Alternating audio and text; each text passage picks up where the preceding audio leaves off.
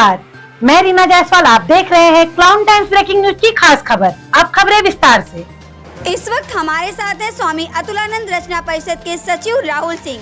आइए जानते हैं सीबीएसई में इनके विद्यालय का परीक्षा परिणाम कैसा रहा।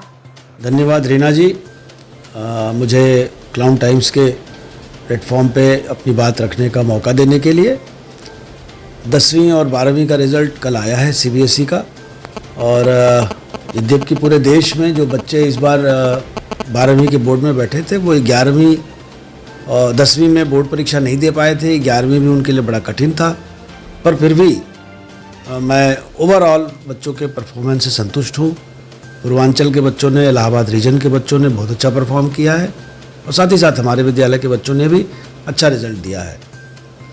ये और अच्छा हो सकता था, बच्चे स्वयं संतुष्ट नहीं हैं, उनको 1%, 2%, 3% सबको और चाहिए। कुछ बच्चे रिकाउंटिंग की बात भी कर रहे हैं। तो मैं बच्चों को आज समझा के आया हूँ कि जो मिला है उससे संतुष्ट रहो, आगे कंपटीशन की तैयारी करो। बहुत सारे बच्चे जिनका नंबर कम भी है लेकिन वो सीबीएसई मेंस में क्वालिफाई कर चुके हैं, तो मैंने कहा तो आगे के गोल देखो अपने, और मैं पूरी तरह संतुष्ट हूँ। बच्चे अच्छा कर रहे हैं। 10वीं का परिणाम अच्छा था, और ओवरऑल दोनों परिणाम देखा जाए तो लड़कियों ने बाजी मारी है पूरे देश में। हमारे विद्यालय में भी लड़कियों ने ज़्यादा अच्छा परफॉर्म किया है। ओवरऑल परसेंटेज भी उनका अच्छा है, उनका सहभागिता भी अधिक है। तो कुल मिलाकर के मैं बहुत संतुष्ट हूँ अपने बच्चों से। ये और अच्छा करने की हमेशा प्रेरणा देते हैं, हम इस बार भी दिया है मैंने कि और अच्छा करो, संतुष्ट रहो।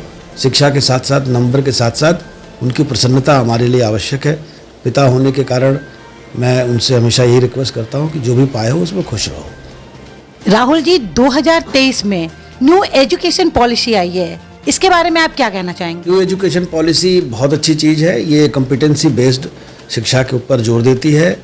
हमें जो हमने पढ़ा है उसको हम इम्प्लीमेंट भी कर सके अपने जीवन में, और सीबीएसई ने भी अपने पैटर्न में बहुत बदलाव किया है। इसी वजह से भी इस बार पूरे देश का परीक्षा परिणाम थोड़ा प्रभावित हुआ, क्योंकि जो पुराने शिक्षक हैं वो अभी पुराने ढर्रे पे चल रहे हैं।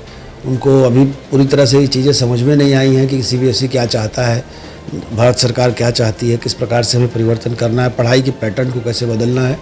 It will take some time, लेकिन मुझे लगता है कि इस बार जो परीक्षा होंगी बोर्ड की, सीबीएसई के पैटर्न को शिक्षक भी समझ गए होंगे, और बच्चे भी समझ जाएंगे, और अच्छे परिणाम की उम्मीद हम कर रहे हैं इस बार।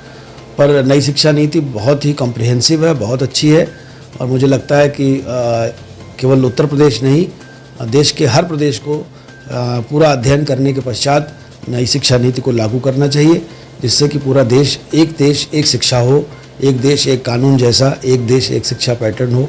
विभिन्न बोर्डों में पढ़ के आए हुए बच्चों को एक साथ अपनी पढ़ाई पूरी करने में बड़ी तकलीफ़ होती है। बंगाल बोर्ड से आया अलग, महाराष्ट्र बोर्ड से पढ़ के आया वो अलग, उत्तर प्रदेश बोर्ड से पढ़ा है वो अलग। तो अगर माता पिता का ट्रांसफ़र होता है तो बच्चे सफ़र करते हैं। केंद्रीय विद्यालयों की संख्या कम है, सीबीएसई स्कूल भी उस डिमांड को पूरी तरह से पूरा नहीं कर पाते हैं। तो इसलिए जो स्टेट बोर्ड्स हैं वो भी नई शिक्षा नीति को लागू करें, और पूरे देश में एक जैसी शिक्षा प्रणाली हो। यही मेरी रिक्वेस्ट भी है, और मेरी ये विनती भी है सबसे, और साथ साथ मैं चाहता भी हूँ, मेरी इच्छा भी है। क्लाउन टाइम्स यूट्यूब चैनल की खबरों को आगे भी देखने के लिए चैनल को लाइक करें, सब्सक्राइब करें, बेल आइकन पे क्लिक जरूर करें। क्लाउन टाइम्स की खबरों को फेसबुक पेज पे देखने के लिए पेज को लाइक जरूर करें।